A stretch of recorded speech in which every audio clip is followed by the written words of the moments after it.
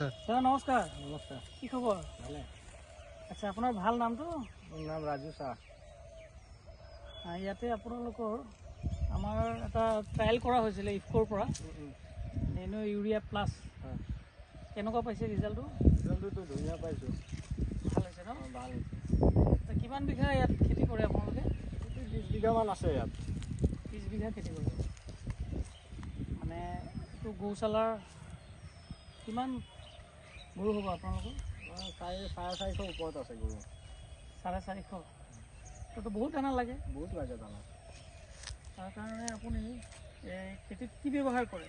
আমিতো nano nano urea ব্যৱহাৰ কৰি আছিলোঁ। এইটো বটল? এইটো বটল। কেনেকুৱা পাইছে এইটো ৰিজাল্ট? ৰিজাল্টটো ভাল আছে। এইটো যোৱাবাৰো আমি ব্যৱহাৰ কৰিছিলোঁ, তাৰপিছত এতিয়া লৈছোঁ আকৌ। যোৱাবাৰ ৰিজাল্টটো ভাল হৈছে আৰু ভাল হৈছে। নিজে আপোনালোকে ক্ৰয় কৰি পেলাই নিজে ক্ৰয় কৰি আমি ব্যৱহাৰ কৰি ন? আছোঁ। ঠিক আছে, ভাল লাগিলে আপোনাৰ লগত লগ পাই। আগন্তুক আপোনালোকে এইটো ব্যৱহাৰ কৰিব। আৰু আমাৰ ইফকোৰ আৰু প্ৰডাক্ট আছে, যেনেকৈ আপোনাৰ DAP আছে, নেনো DAP আছে। এইটো ব্যৱহাৰ কৰিছে নাই? ব্যৱহাৰ কৰা নাই। ঠিক আছে, আপোনালোকে এইটো ব্যৱহাৰ কৰক। ঘাঁহৰ কাৰণেহে ঘাঁহৰ কাৰণে ভাল, উৎপাদনটো ভাল হয় ন? এইটো ভাল, ৰিজাল্টটো ধুনীয়া হৈছে। ৰিজাল্ট ভাল হৈছে ন?